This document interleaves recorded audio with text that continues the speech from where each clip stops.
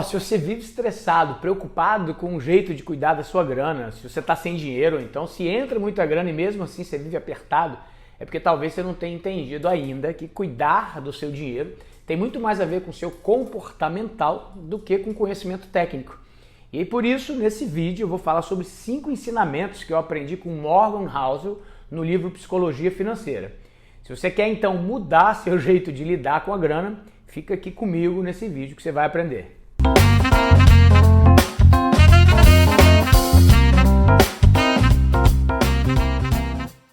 Fala galera, meu nome é Claudinho Medeiros e hoje eu vou falar de 5 lições que eu aprendi num livro fantástico, o best-seller internacional chamado Psicologia Financeira, escrito pelo autor Morgan Housel.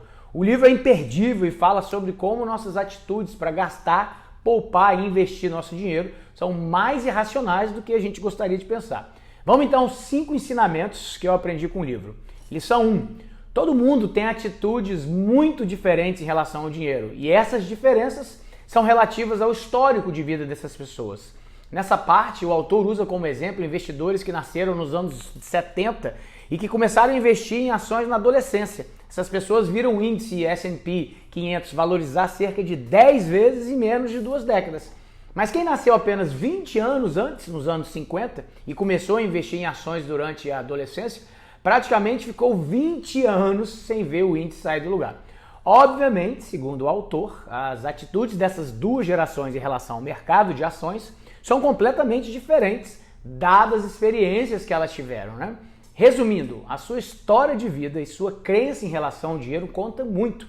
Então melhorar essa mentalidade pode ajudar. Lição 2. Nunca subestime a importância da sorte quando se trata de ganhar dinheiro. Basicamente, para qualquer resultado financeiro que a gente tem na vida, vai ter uma combinação de habilidades e de sorte também. O autor, então, ele usa como exemplo a história de Bill Gates, que era, sim, muito talentoso e inteligente, mas que também teve grande sorte de ter frequentado uma das pouquíssimas escolas de ensino médio dos Estados Unidos que possuía um computador pessoal na época. E esse fato ajudou a começar a aprender sobre computadores, além dele ter começado a idealizar a empresa que no futuro se tornou a gigante Microsoft. O que Housel traz como ensinamento no livro é: a gente não deve observar apenas as características dos indivíduos bem-sucedidos, mas também o sentido mais amplo, os padrões e condições ambientais que podem explicar esse sucesso, né?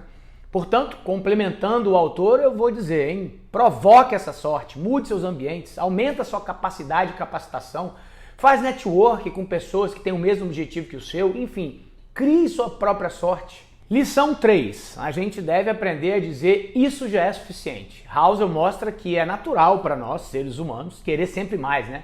Assim que a gente atinge um objetivo, a gente já quer alcançar o outro ainda maior. A gente faz isso com objetivos financeiros, de carreira e até nos relacionamentos. A gente sempre espera pela próxima conquista. Normalmente esse ciclo não termina porque a gente continua nos comparando com as pessoas que estão acima de nós. E o autor lembra a gente então que o que a gente precisa realmente reconhecer é quando já é suficiente, que é importante buscar crescer e prosperar apenas por nós mesmos. Ele dá inúmeros exemplos de pessoas completamente ricas sendo desonestas ou estúpidas para conseguir mais.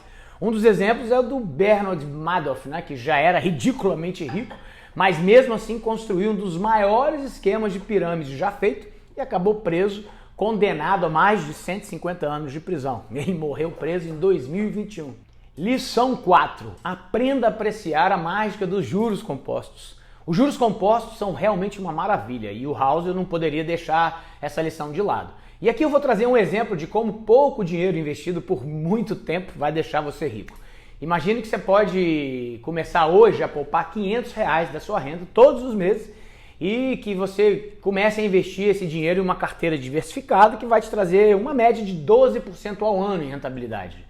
Em 10 anos você acumulou um pouco mais de R$110 mil.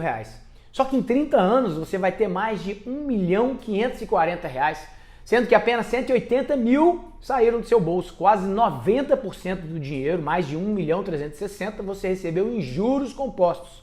E o melhor, nada complicado, de investimentos básicos. Vamos para a 5ª lição. Poupar é igual a renda menos o ego. Housel usa essa frase para mostrar que muitas das vezes os nossos gastos estão mais associados aos nossos caprichos pessoais além da necessidade de ser aceito pelo grupo em que a gente vive. Em um certo momento do livro, ele diz a seguinte frase para o seu filho, né? Você pode pensar que você quer um carro caro ou um relógio chique, mas eu te digo com certeza que sei que você não quer isso.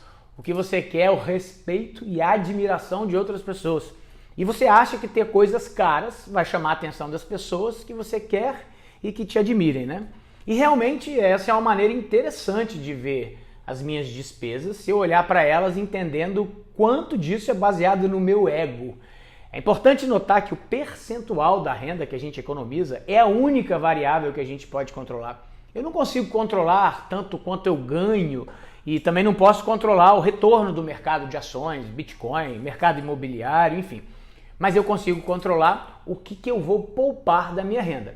Então afasta esse ego e aprende a fazer um dos conceitos básicos da educação financeira. Pague-se primeiro. Assim, se você não gastar com supérfluos para satisfazer o seu ego, você vai ter grana sempre para investir. Bom, e para finalizar esse vídeo e ilustrar o que a gente já falou aqui, eu quero contar a história de Ronald James Reed, um americano que era faxineiro e frentista e acumulou um patrimônio de 8 milhões de dólares apenas investindo seu dinheiro por muitos anos. A vida simples e o hábito de investir foram chave para o sucesso dele, né? Os juros compostos que fizeram o restante do trabalho. Quando ele faleceu, ele deixou uma boa herança para os filhos, porque durante décadas ele poupou dinheiro. E por outro lado, ele também conta a história de um empreendedor que fundou uma startup, mas que se deu mal, né? Ele alavancou, ficou com dívidas, foi impaciente e aí pediu falência em 2008 e não deixou nada para a família.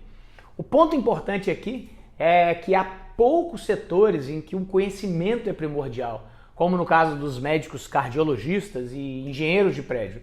Em investimentos não. É possível que uma pessoa comum, como eu, como você, saia melhor do que alguém instruído. Pessoas comuns se dão melhor do que muitos bem formados. Isso mostra que os aspectos comportamentais vão ser mais importantes. Moral da história: um empreendedor, com toda a instrução que tinha, não conseguiu lidar com sua ganância e foi à ruína. Já o primeiro, faxineiro e frentista, manteve a calma e, fazendo o básico, conseguiu construir fortuna e ainda deixar para os herdeiros. E aí você já leu esse livro? Diz aqui nos comentários se você já leu. E se você leu, fala mais algum ensinamento que teve para você compartilhar comigo e com a galera aqui. A gente se vê num próximo vídeo. Um grande abraço, tchau!